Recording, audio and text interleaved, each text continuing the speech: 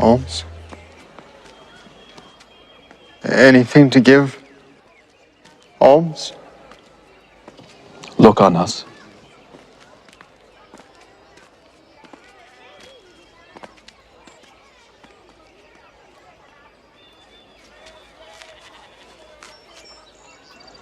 Silver and gold have I none, but such as I have give I thee. In the name of Jesus Christ of Nazareth, rise up and walk.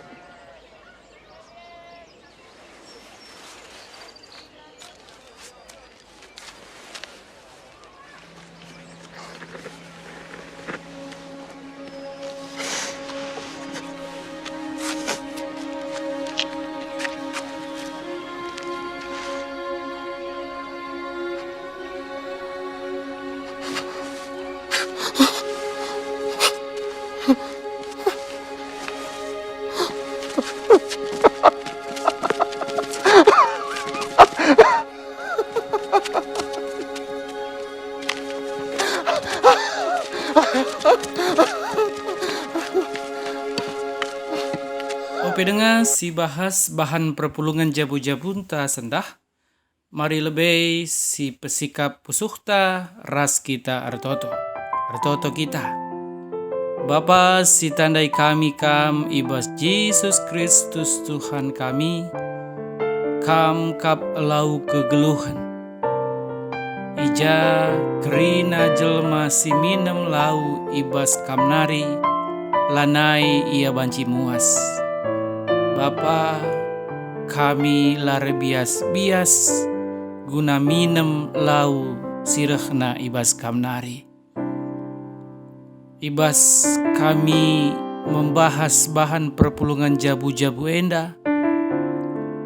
Berikan dage lau kegeluhan iman kami Tuhan. Gelah tambah pengertian kami. Gelah erpentarna pe kami. Gelah banci kami ipuasi karena lau sirehna ibas Tuhan nari. Sampati pe anak-anak Tuhan si ersikap terlebih-lebih si megikan video enda. Gelah ibas ia pe tambah kepentaran Tuhan. Artoto kami man anak-anak Tuhan si sangana ersikap erlajar. Gelah ia pe banci ipake Tuhan, nurikan kata di bata, terkhusus ibas bahan perpulungan jabu-jabu eda. Gelah banci ibas ia arsumekah, tambahkah pengertiin bagai kape kini teken kalak si megi kenca. Pakendo ia, gelah banci ka menjadi saluran berkat kam. Ibas Yesus Kristus kami reh jana artoto man bandu. Amin. Majua-juah Bapa Nande turang senina, anak-anak di bata yang tetap haus akan firman Tuhan dan mau mencari kebenaran firman Tuhan serta hadiratnya. Ibas perpulungan jabu-jabu minggu enda, bahan renungan ta ibuat ibas sada Petrus 2 ayat siwah ayat 10. Temana emakap meritakan perbahanan di bata. Sengaja itampilkan kami sebagai video pembuka salah satu mujizat seibahan Petrus nandangi kalak cempang. Isekin Petrus uga makalit mujizat ibas ia. Dahulu namanya Simon bin Yunus dan oleh Yesus namanya diganti menjadi Kefas atau Petrus, artinya batu karang. Petrus mempunyai bakat alamiah seorang pemimpin. Ia digambarkan sebagai orang yang perasaannya mudah meluap dalam arti positif maupun negatif.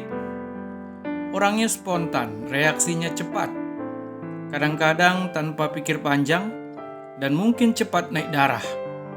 Walaupun secara lahiriah dia seorang yang kasar, namun rupanya Petrus mempunyai hati yang mulia dan setia. Kelemahan Petrus adalah tidak stabil, mudah berubah. Tetapi Yesus juga melihat dalam diri Petrus ada kehendak yang baik dan hati yang besar, mulia dan setia. Maka Yesus mau mengubah Petrus yang tidak stabil itu menjadi batu karang.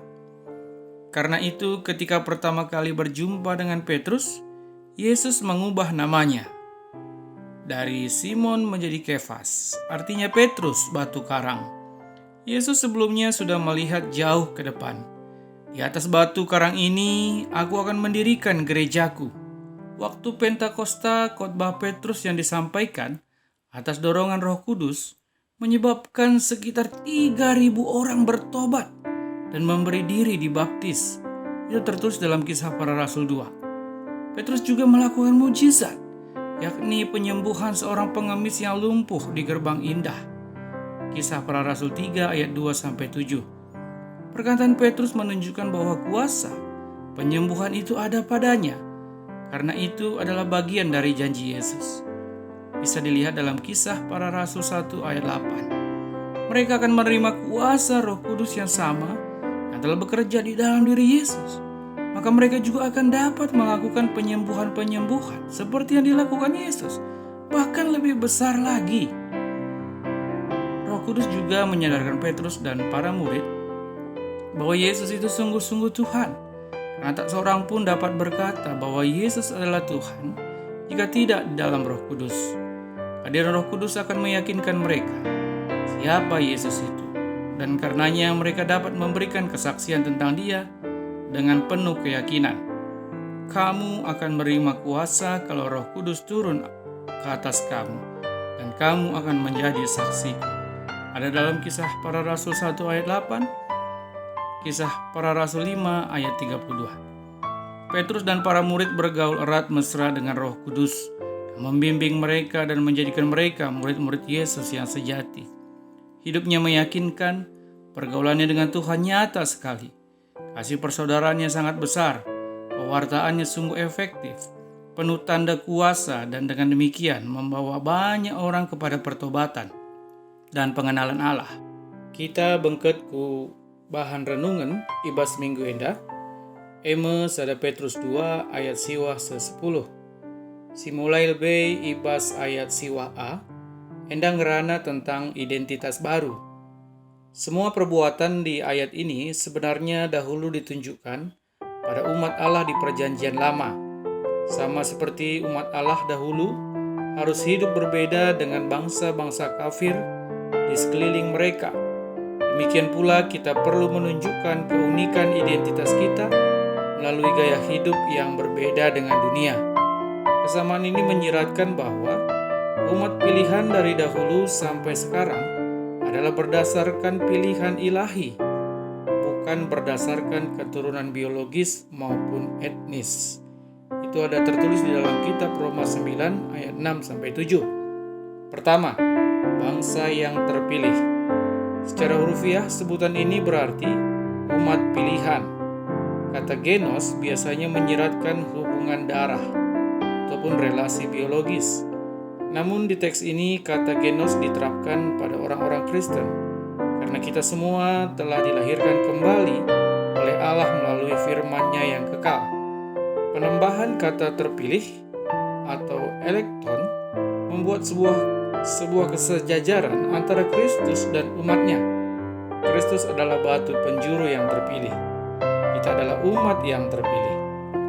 Identitas sebagai umat pilihan ini pernah dikenakan Allah pada umat Israel di Ulangan 7 ayat 6. Sebab engkaulah umat yang kudus bagi Tuhan Allahmu. Engkaulah yang dipilihnya oleh Tuhan Allahmu dari segala bangsa di atas muka bumi untuk menjadi umat kesayangannya. Alasan dibalik pemilihan ini adalah anugerah Allah, bukan kelebihan manusia. Sebagaimana dijelaskan selanjutnya, bukan karena lebih banyak jumlahmu dari bangsa manapun juga, maka hati Tuhan terpikat olehmu dan memilih kamu. Bukanlah kamu ini yang paling kecil dari segala bangsa, tetapi karena Tuhan mengasihi kamu dan memegang sumpahnya yang telah diikrarkannya kepada nenek moyangmu, maka Tuhan telah membawa kamu keluar dengan tangan yang kuat dan menebus engkau dari rumah perbudakan, dari tangan Firaun Raja Mesir. Ulangan 7 ayat 7-8. Prinsip pemilihan yang sama berlaku atas umat Allah di Perjanjian Baru.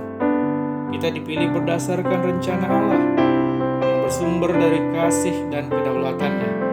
Perbuatan baik bukan alasan bagi pilihan ilahi atas kita. Kesadaran tentang anugerah pemilihan inilah yang seharusnya mendorong kita untuk berbuat baik. Kita sudah dipilih dari antara orang-orang berdosa yang lain. Karena itu, kita pun layaknya menunjukkan gaya hidup yang berbeda. Kedua, imamat yang rajani. Konsep tentang keimaman orang percaya ini sudah disinggung oleh Petrus di bagian sebelumnya. Petrus 2 ayat 5. Kali ini dia menambahkan kata rajani untuk menyeratkan sisi kemuliaan atau kehormatan dari keimanan kita. Semua seperti Kristus adalah batu penjuru yang terpilih dan berharga. Demikian pula semua orang percaya yang digunakan dalam pembangunan rumah rohani itu. Seperti sebutan sebelumnya, sebutan imamat yang rajani dahulu juga dikenakan pada umat Allah di Perjanjian Lama. Dalam Keluaran 19 ayat 6, Tuhan berkata kepada bangsa Israel, "Kamu akan menjadi bagiku kerajaan imam dan bangsa yang kudus." Yang menarik dari sebutan imamat rajani adalah penggabungan ide tentang imam dan raja sekaligus. Hal ini pasti cukup mengagetkan bangsa Yahudi. Para imam hanya berasal dari keturunan Harun. Lebih jauh, jabatan imam dan raja tidak pernah dilekatkan pada orang yang sama. Beberapa raja yang mencoba mengambil peranan imam bahkan dihukum oleh Allah. Misalnya Saul dan Uzia. Bagaimana kita bisa disebut sebagai raja dan imam sekaligus? Hal ini bersumber dari karya Yesus Kristus. Ia adalah imam menurut peraturan Melkisedek.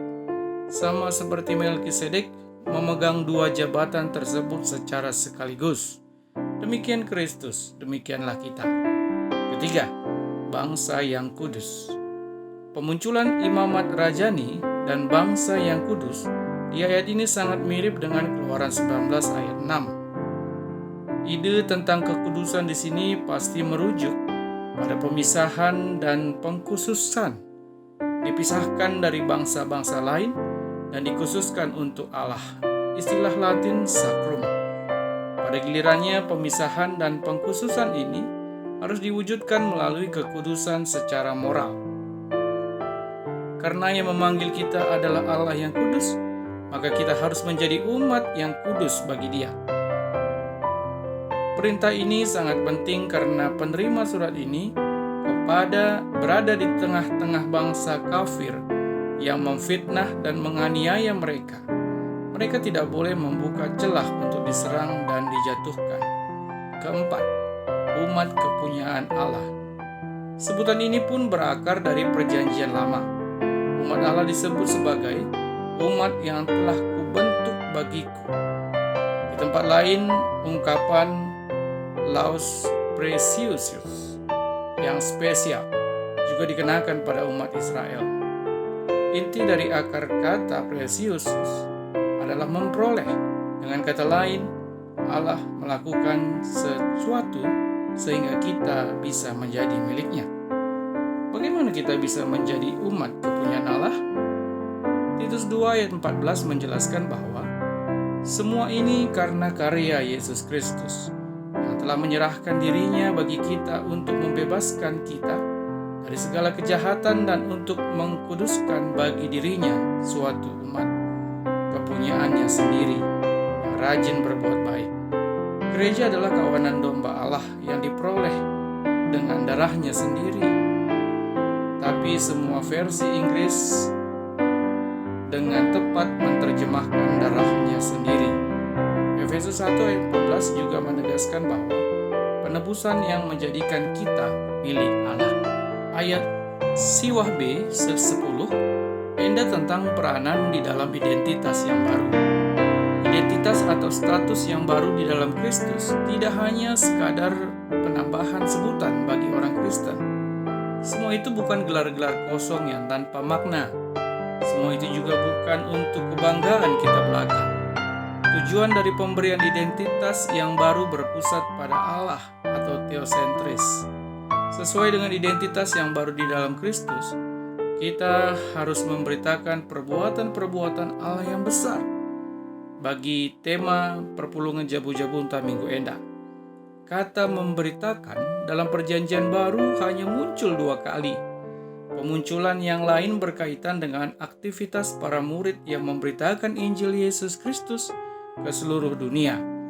Dalam Perjanjian Lama, kata ini seringkali dikaitkan dengan kekaguman dan pujian terhadap sifat dan perbuatan Allah yang hebat dalam konteks ibadah. Dari penggunaan kata exangelio yang sangat luas ini, kita sebaiknya memahami aktivitas memberitakan dalam konteks kesaksian maupun pujian. Yang kita berikan adalah perbuatan-perbuatan yang besar. Teks Perjanjian Lama yang paralel dan menjadi sumber kutipan bagi Petrus adalah Yesaya 43 ayat 21. Tertulis, umat yang kubentuk bagiku akan memberitakan kemasyhuranku. Jika Petrus memang memikirkan Yesaya 43 ayat 21, maka memberitakan perbuatan-perbuatan Allah mempunyai arti yang sama dengan memuliakan Allah. Sebagaimana disyaratkan dalam Yesaya 42 ayat 12, biarlah mereka memberi penghormatan kepada Tuhan dan memberitakan pujian yang kepadanya di pulau-pulau. Berdasarkan hal ini, kita dapat menarik kesimpulan bahwa tujuan dari pemberitaan ini adalah kemuliaan Allah. Bagaimana cara kita memuliakan Allah? Rasul Petrus menyinggung tentang beberapa hal yang bisa menjadi sarana kemuliaan bagi Allah. Melalui kesalehan kita, orang-orang lain bisa datang kepada Allah dan memuliakan Dia. Kita juga bisa memuliakan Allah melalui pelayanan maupun penderitaan kita sebagai orang benar. Perbuatan-perbuatan Allah yang hebat dan perlu diberitakan pasti sangat banyak. Di antara semua keajaiban itu, Petrus membicarakan tentang keselamatan rohani. Keselamatan ini dikiaskan dengan perubahan dari gelap menjadi terang. Allah adalah pribadi yang memanggil kita keluar dari kegelapan kepada terang. Tatkala kita dahulu berada dalam kegelapan dan belum menjadi umat Allah, kita dikuasai oleh kebodohan, mewarisi kehidupan yang sia-sia, dan memuaskan hawa nafsu. Sekarang kita bukan hanya berada dalam terang, melainkan terang yang ajaib. Keselamatan rohani juga digambarkan dengan perubahan status dari bukan umat menjadi umat Allah. Apa yang dituliskan Petrus di sini merupakan penggenapan dari nubuat ilahi di Hosea 1 ayat 9 sampai 10. Allah berkenan menjadikan kita umatnya, walaupun kita dahulu bukan miliknya. Hal ini dilakukannya bukan karena kesalehan dan kebaikan kita, melainkan berdasarkan belas kasih-Nya semata-mata. Yang dahulu tidak dikasihi, tapi yang sekarang telah beroleh belas kasihan. Dahulu kita sesat seperti domba yang tidak memiliki gembala, tapi sekarang kita sudah bersama Gembala Agung segala domba. Berbeda dengan para pengkhotbah modern yang menempatkan mujizat dan berkat materi sebagai fokus pemberitaan, Petrus memilih menekankan keselamatan rohani kita. Keselamatan adalah karya Allah yang ajaib. Karya ini tidak dapat ditiru oleh iblis. Walaupun iblis bisa menawarkan hal-hal ajaib, kemakmuran, popularitas, keselamatan fisik, dan kesehatan, tetapi ia tidak mungkin bisa memberikan kehidupan kekal. Jadi beritakan keselamatan itu melalui perkataan dan perbuatan kita. Amin. Soli Deo Gloria. Selamat mengikuti perpulungan Jabu-Jabu. Tuhan memberkati. Pujur.